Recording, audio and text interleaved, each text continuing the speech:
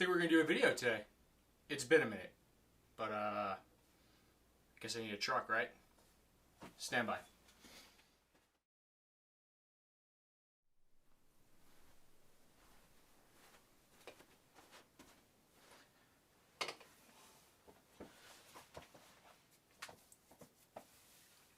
Alright, so I had a special request, actually not one, but two, to do this particular Clod Buster.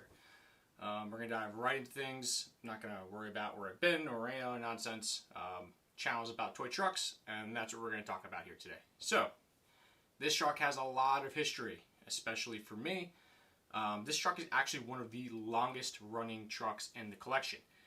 If I had to estimate how long I've had it, it's got to be approaching the 20-year mark now. And how you see the truck is really more or less how I originally received it way back when.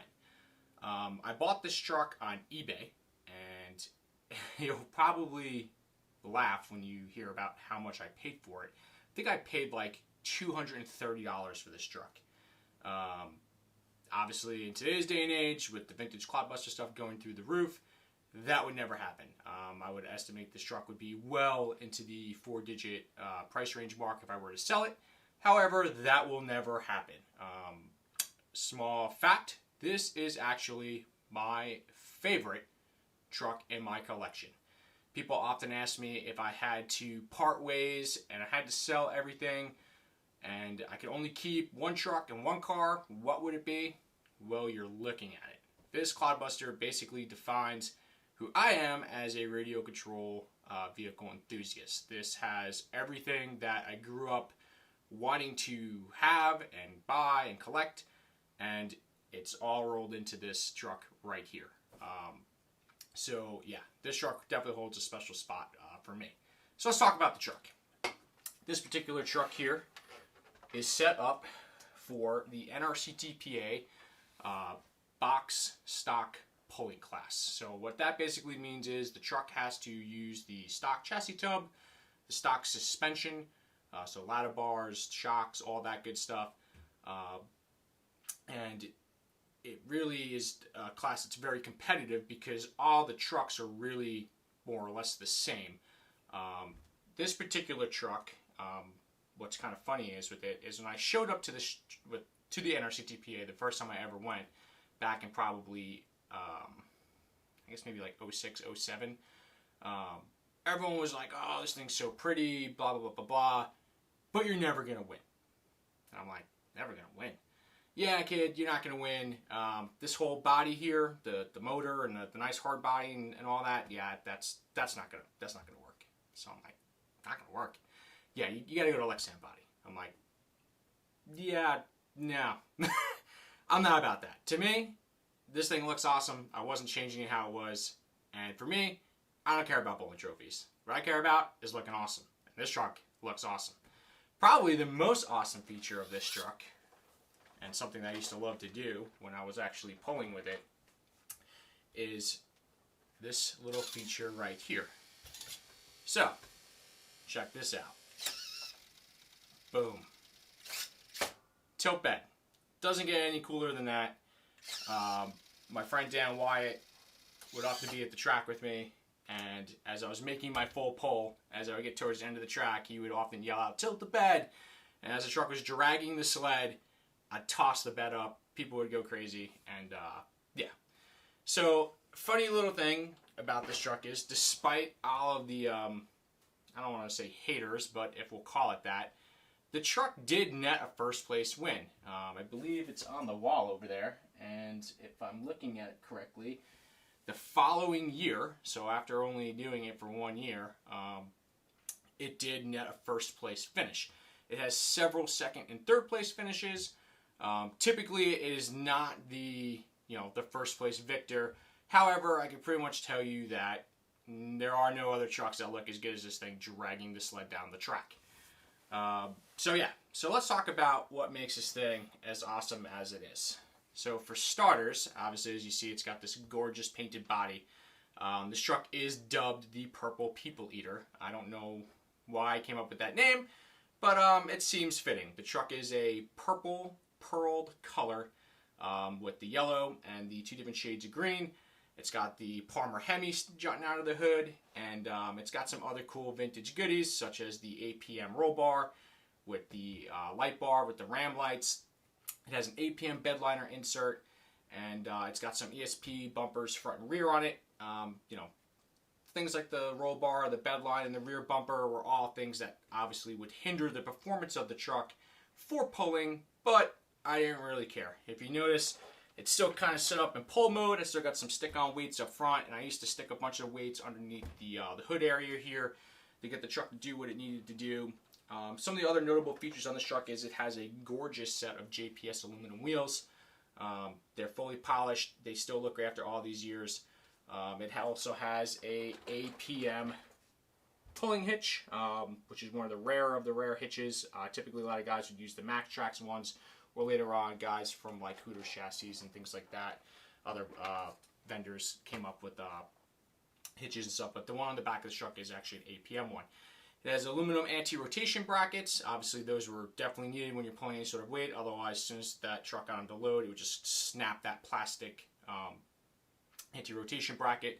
So those are on there. It's rocking Magnet Mayhem motors, you know, which I would constantly be servicing on the old Hootie lathe in between heats and rounds and stuff. It has a Tempest Max 3 ESC in it, which was good for up to 10 cells and no motor limit. It was forward only, and after all these years, it still works awesome. The rear suspension is locked out, and the diffs are locked front and rear in it, and obviously it's just front steer, no rear steer for the pulling purposes. In the back, we would run an 8-tooth pinion and a 9-tooth pinion in the front. This was to help to fight the infamous Clod motor stall. And that setup would work pretty good. Like I said, the truck was fairly competitive considering the body and stuff that was on it. Most of the guys that would show up to this event would have some sort of Lexan body. Typically ones that had, where like maybe the nose hung over a little bit more so they can get the weight as far forward as they possibly can to have that advantage. But for me, I was more about the truck looking awesome than anything else. So yeah, full ball bearings. Obviously I've updated the radio system over the years. It used to actually have an old school 4-channel stick radio. That's long gone. It would be glitchy, and it was AM, and it was just straight garbage. So that had to go. As far as the tires and stuff that are on it, these are the old vintage Duratrax Diamond Spikes. This tire and wheel combo is not what I use for when I'm pulling. You're not even allowed to run these. They have to be a stock tire and wheel. So when it's in true form for pulling, it's got a set of chrome Clod Buster wheels with stock tires with extremely hard foams in the tires. They keep the tires from wrinkling up and squatting and stuff like that under weight. However, when it's not being used to drag the sled, it still rocks the JPS wheels and the diamond spikes that it came with. It's got a quarter scale style front servo mount on the front that was custom made by someone at some point, maybe like JJ's Precision Guesswork. I'm dating myself. This is going back to the RCMT days.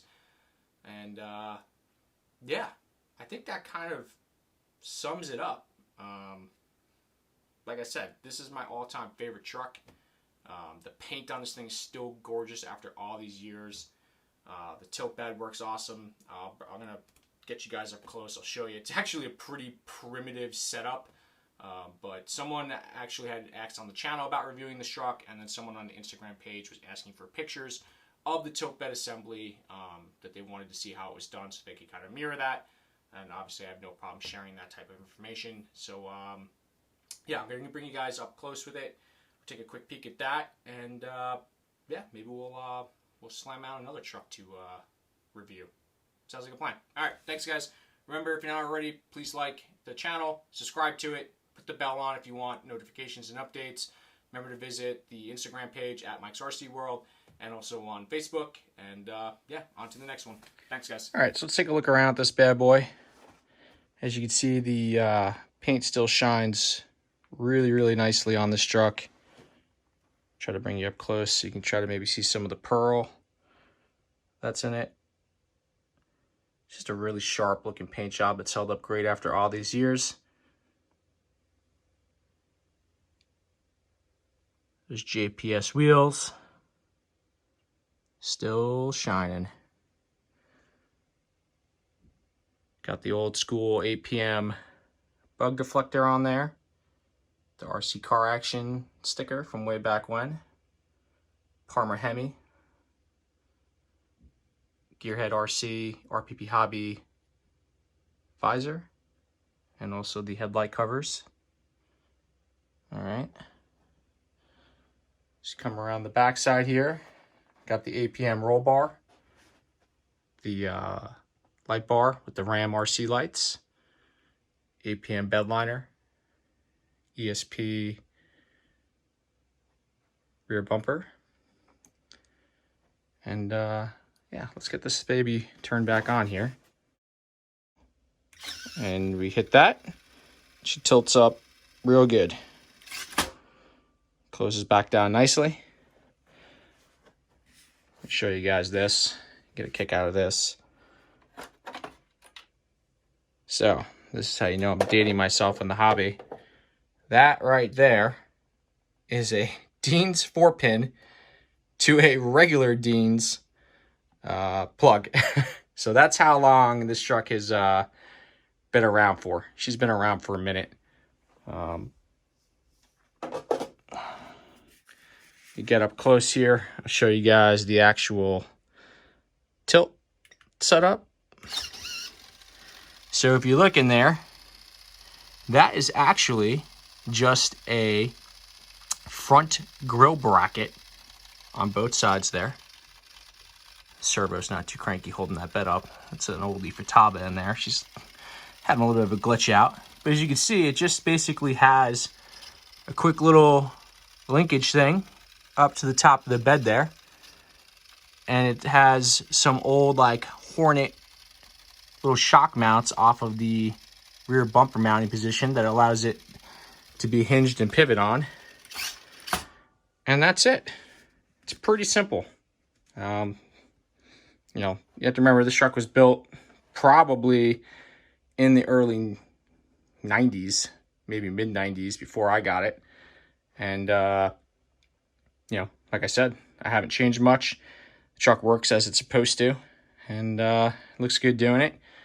Got my little APM replica fire extinguisher on there because I got tired of paying $100 for those, the real ones. So I had my buddy Kevin make me a bunch of replicas. They look good. And yeah, I think that's about it. All right. Thanks, guys.